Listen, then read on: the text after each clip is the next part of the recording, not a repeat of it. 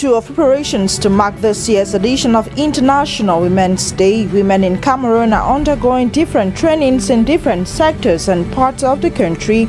For today's newscast, we talk empowered ladies and what society thinks. Out of Cameroon, Zimbabwean President Emmerson Mnangagwa, his wife and 9 other top officials have been imposed sanctions by the United States of America on charges of corruption and serious human rights abuses. These and more constitute today's newscast. Stay with us for the full news.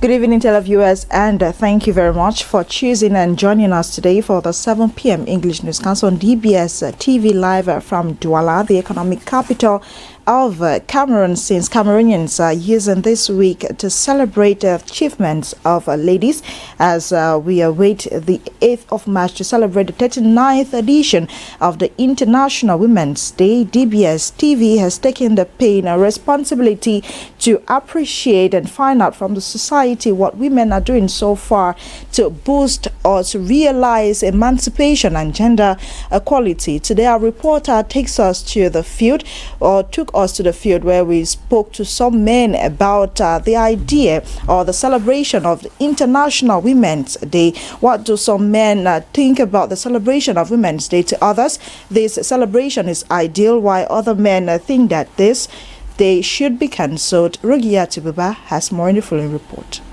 International Women's Day is a globally recognized occasion that celebrates the achievements and contributions of women throughout history. While the day primarily focuses on empowering and honoring women, it is essential to consider the perspectives of men who participate in and support this celebration. Some men appreciate International Women's Day as an opportunity to recognize and appreciate the women in their lives. They acknowledge the achievements, sacrifices, and challenges that women face daily. Men often use this occasion to express gratitude for the women who have positively impacted their lives, whether it be their mothers, sisters, partners, or friends, as they believe that celebrating women's accomplishments help foster a more inclusive and egalitarian society. But others on their part say they don't even know why 8th of March was set aside for Women's Day celebration. For me, it's good because a woman needs to relax, but they went further giving a day for women. It means out of 365 days, a woman has just one day. It's no good a lady have to relax. I am not seeing the advantage of Women's Day celebration. It instead distracts them. There are things which are more important than this. For me, the day needs to be cancelled. International Women's Day serves as a crucial moment for men to reflect on their roles in promoting gender equality and women's rights. Men's perspective on this celebration vary, but many embrace it as an opportunity to recognize and appreciate the contributions of women, advocate for gender equality, amplify women's voices, and critically examine their own biases. By actively supporting International Women's Day, men can contribute to building a more inclusive and equitable society for all. One of the high points in the fight for gender equality, female emancipation and equality is to create, amongst other things, high-level cooperation or corporate leadership for both genders, especially for women. But many would argue, or many say, that in 2024, to an extent, this has been realized as women are now responsible in different sectors of the country. They now operate in different capacities in different nations across the world. Now let's talk about the empowered lady. How do men see empowered ladies in our society? Are they accepted or not? Listen to the following report. Invest in women, accelerate progress is the theme of the 39th edition of the International Women's Day. Commemorated annually every March 8, women are by this call to uphold moral, physical, and emotional obligations, which of course qualifies them as mothers of humanity. At a time when the fight has greatly moved from zero participation to gender equality, emancipation, gender equity, empowerment, The question is, how do male folks appreciate the empowered woman? When we say equality, we should know what exactly we mean. We cannot say equality and at home the man pays all the bills, including her own bills. If it is really equality, the man should bring 50% and the woman brings 50%. Many have established that the cause is long overdue and has to an extent attained its objective, considering today's society identifies with the female gender in all aspects. Plus, they are fully integrated and involved in diverse sectors of the nation. But what next? Is it okay that the woman is integrated? What is the woman doing in her capacity as a leader in her domain? The 2024 theme, Invest in Women, Accelerate Progress, highlights the importance of gender equality, women's and girls' empowerment, and their rights to healthier lives. It's a powerful development tool. In the World Health Organization African region, this is a focus which cuts across programs, projects, and activities. We're still celebrating the woman. Yesterday, we took you to the far north of the country to talk about activities launched in prelude to the 39th edition of the International Women's Day. We equally took you to the west, the southwest regions of Cameroon. Let us come back to the littoral region of the country, where women in the Sanaga Maritime Division of the littoral region gathered to celebrate or to launch activities in prelude to the celebration of the International Women's Day. Like other women in Cameroon, they prioritized health by launching activities with a sports walk. Ekokoberemi Karo takes us to Idea. In prelude to the 39th edition of the International Women's Day to take place this March 8, 2024, activities to mark the day officially kickstart in Idea recently with a sports walk around different streets of the town. The divisional delegate of MINPROF, Paul Bernard Njok, said the work is to engage women and make them ready for other activities that will take place during this Women's Week. These women were accompanied by few men during the sport work as they sang empowerment songs throughout the streets of Idea. It was also an occasion to bring to light the communication agents of Sanaga Maritime in the littoral region, who are all women. The activities will continue every day from seminars, workshops and so on till the D-Day, which is March 8, 2024. Let's now take you to Douala 3 subdivision. Women in Bangampongo in Douala 3 municipality have been drilled on how to start small-scale vegetable gardens. This is an initiative from the Association of Female Journalists here in Cameroon. This, of course, is aimed at empowering and encouraging more women into agriculture. Details with Manga Vinicius. Pepper, water leaf, sugarcane, and many others highly needed vegetables in high demand in our society. Cultivating these does not demand so much of land surface to keep a family going. That was the secret.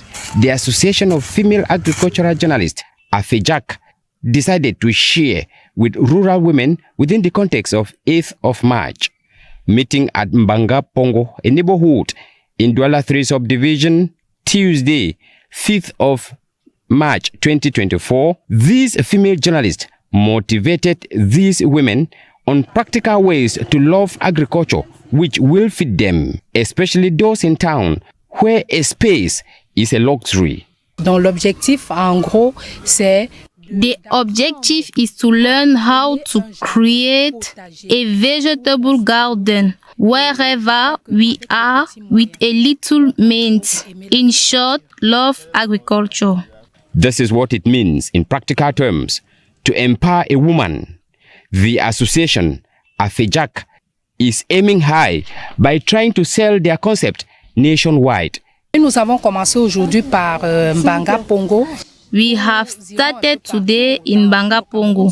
We will go to all the corners in Cameroon.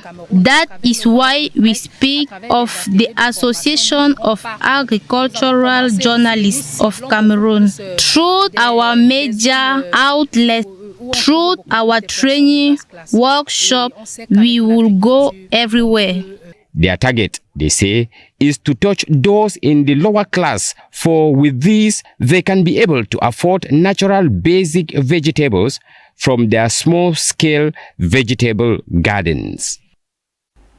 World leading provider of a phosphate-based plant nutrition solution and fertilizer agro-oriented subsidiary of Moroccan origin, OCP, has renewed its partnership with Cameroon's Ministry of Agriculture and Rural Development. According to partners, this new partnership, or the renewal of this agreement, is to boost the quality of fertilizers produced in Cameroon, especially this year, 2024. Central Regional Correspondent Yakubu Yasmin has a highlight of this agreement in her report.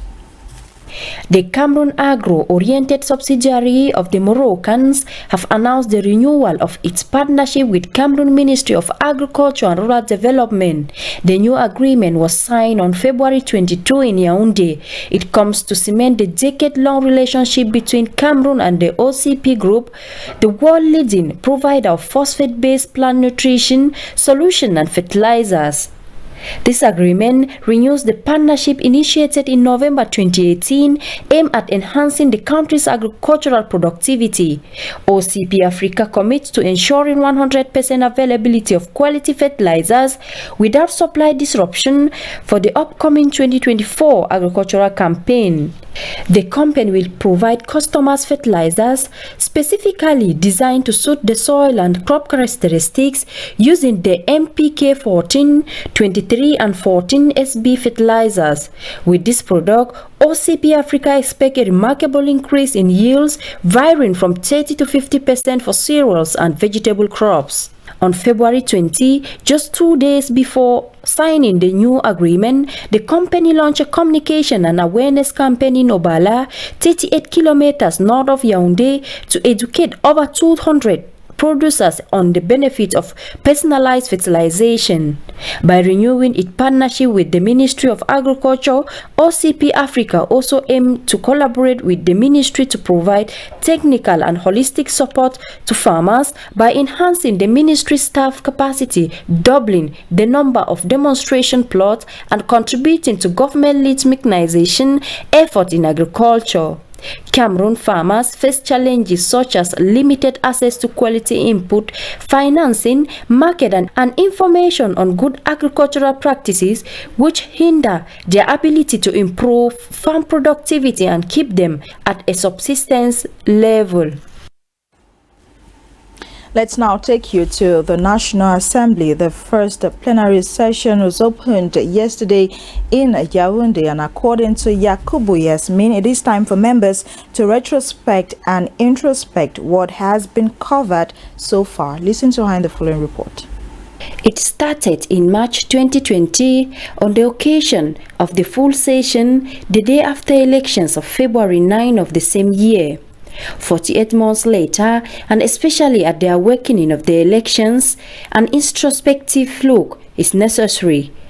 Qu'avons-nous fait de ces 48 mois de notre mandature?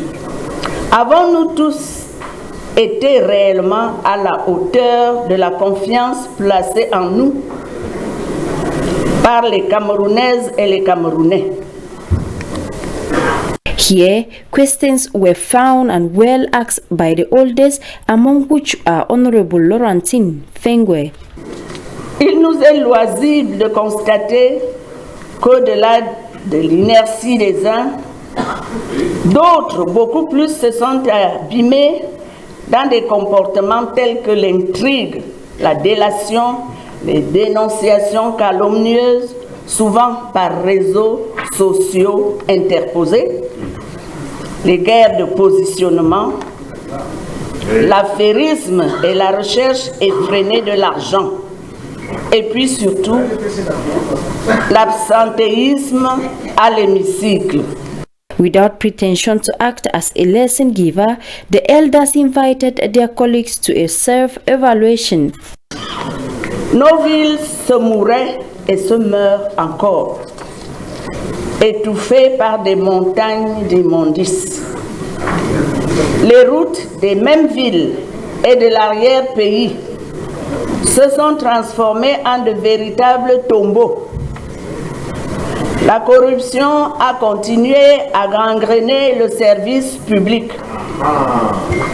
Les coupures intempestives d'électricité sont devenues une catastrophe énergétique. Les maladies hydriques ont gagné du terrain, faute d'une eau potable en qualité suffisante. Que dire de l'enseignement? Le secondaire, par exemple, ressemble à un bateau à la dérive. These elected officials have approximately 12 months left to consolidate support, make adjustments, and truly save the population. Let's now talk preparations ahead of coming elections in Cameroon, talking about coming presidential elections in the country. Calls to register on the electoral list are intensifying in the Upper Nyong division. The head of the permanent delegation of the Central Committee of the CPDM ruling party, Benjamin Amama, invites activists to remain loyal to the CPDM political party so as to garner as much or as many people as possible ahead of upcoming elections in 2025. As a reminder, Cameroonians will take to the polls next year to decide the fate of the nations of the nation for the next 7 years. And David Ashion has more. One militant, one vote is the slogan with which militants and sympathizers of the Cameroon People's Democratic Movement Party met in Abombang East region. The party house served as a meeting point with the head of the permanent divisional delegation, Benjamin Amama. Together, they examined the political bulletin of the Upper Nyong division presented by each president of the subsection. Participants during this session were urged to enroll on the electoral list in preparation to the upcoming elections. The lack of birth certificates and national identity cards were raised by party leaders. The head of the permanent delegation of the party in the Upper Nyong called for loyalty on the part of his militants to ensure a victory for the CPDM party in 2025. In sports, Mange Venantius tells us about the situation of professional football players in local leagues or clubs where the payment of salaries and other bonuses is a setback to the progress of these players based on several complaints. It shows, or many are suggesting, that the conditions of living, especially of these players, remains questionable. His report. Professional football in Cameroon has been receiving financial assistance from the state since 2011.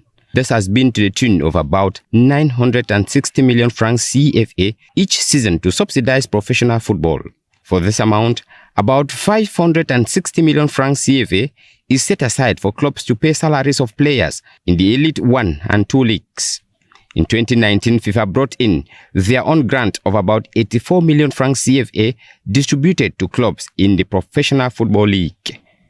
Top league outfit received 3 million francs CFA, while second-tier teams received 2 million francs. With all these subsidies, players continue to face challenges related to unpaid salaries, bonuses, and social protection.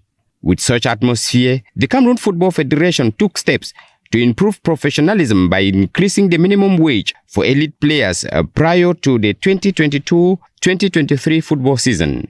This brings in the National Syndicate of Cameroon Footballers, SINAFOC, that has a duty to advocate for the rights and welfare of football players in Cameroon by negotiating a collective agreement, monitoring and enforcement, legal support and advocacy and awareness. With the recent publication by SINAFOC, the salary situation of players in our various clubs is not at all the best. For MTN Elite 1, between the period from October 2023 to February 2024, 7 out of 19 clubs have paid all their players. Apages of Mfu has never paid even a dime, while Fuvu Club paid partially 4 months, with February pending. In Elite 2, the situation is alarming. Only 2 clubs have paid their players from November to February 2024.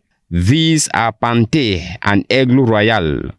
7 clubs have never paid a dime till February. With the Guinness Super League, the situation has been good from November to December, with all the 12 teams respecting. But for January and February, all the teams are yet to pay their players. This is one of the reasons football as a career in Cameroon is limping. Local players to compete in international competitions cannot be available if our football cannot grow. This has an impact as well in the national team. The earlier club presidents or club management pay their players, and regularly, the better.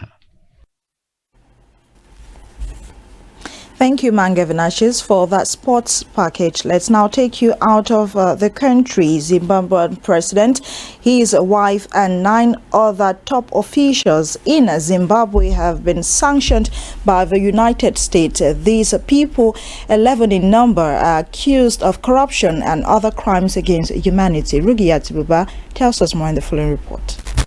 Has imposed sanctions on Zimbabwean President Emmerson Mnangagwa, the First Lady Auxilia Mnangagwa, the Vice President Constantino Chiwenga, and 8 other senior officials. The United States Department of the Treasury's Office of Foreign Assets Control accuses the 11 individuals and 3 entities of being involved in corruption or serious human rights abuses.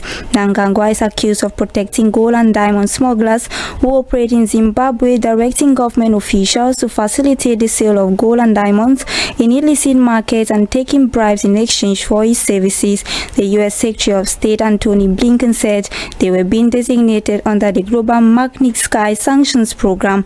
The designations are part of a new sanctions policy towards Zimbabwe the United States is implementing following President Biden's approval of a new executive order terminating the Zimbabwean sanctions program that had been in effect since 2003.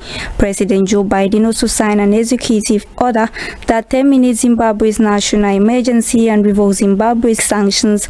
Now the administration is using the Trump-era executive order that implements the Global Magnitsky Human Rights Accountability Act as its authority to issue the sanctions. As a result of designations or property and interest in property of the designated persons described above that are in the United States or in the possession of U.S. persons are blocked. The White House said in a statement that sanctions on these individuals and entities do not represent sanctions on Zimbabwe or its public. The administration reaffirms its commitment to work with the people of Zimbabwe, who continue to robustly support civil society, human rights defenders, and independent media to promote values consistent with the Zimbabwean Democracy and Economic Recovery Act of 2001. Still out of the country, top leaders of the Muslim Brotherhood in Egypt have been sentenced to death. The members were found guilty for their roles in the deadly violence of 2013, which followed the ousting of the first ever democratically elected president in that country, Mohamed Morsi. Details once more with Rugia Tububa. Egypt, where a special court in the country has sentenced 8 leaders of the Muslim Brotherhood, including their supreme guide Mohammed Badi, to death penalties for their role in the deadly violence of 2013, which followed the military's ouster of Mohamed Morsi, the country's first democratically elected president. In addition to Mohammed Badi, now aged 80, several other figures known to the Muslim Brotherhood, such as Mahmoud Ezzat, Mohammed El Beltagi, and Safwat Hegazi, are sentenced to death. The court sentenced 37 other defendants to life imprisonment in the so-called Al Nasr Road violence case and 13 others to sentences ranging from 10 to 15 years in prison. The men were accused of conspiring to topple the government of Abdel Fattah el-Sisi, who himself came to power after overthrowing Mohamed Morsi. They were also accused of killing policemen and destroying state property. In 2022, Egypt was the 4th country in the world carrying out the highest number of executions, according to Amnesty International. Founded in 1928, the Brotherhood, now banned in the country, has long been one of the main opposition movements in the country. In world news, Haiti is under a state of emergency and nighttime curfew amidst a surge of violence after armed gangs attacked the Caribbean country's two largest prisons. Fleeing or setting a place of freed scores of inmates, and according to what Akilkube Remy Carroll tells us, administrative authorities in that part of the world have been taking measures to ensure the security of the population. These and more compiled in the following report. At least 35 people died while dozens more were injured as freezing rains and unexpected snowfall hit remote areas of Pakistan over the weekend. 22 children were among the fatalities, many of whom were crushed in landslides that buried their homes, disaster management authorities said. The extreme weather hit Pakistan's northern and western regions, clogging roads and damaging hundreds of houses. Experts were surprised by the snow as Pakistan is typically humid in March. The heavy rains completely destroyed at least 150 houses and partially damaged 500 others, mostly in the southwestern Balochistan province. The provincial government has provided relief supplies to affected areas and announced financial assistance for the injured and the families of those who died. The Haitian government declared the 72-hour state of emergency on Sunday evening and imposed a curfew from 6 p.m. to 5 a.m. in an effort to restore the order and to take appropriate measures in order to regain control of the situation. Hundreds, if not thousands, of inmates broke out of the National Penitentiary, Haiti's biggest prison in downtown Port-au-Prince, on Saturday night following a massive coordinated attack by gunmen from gangs.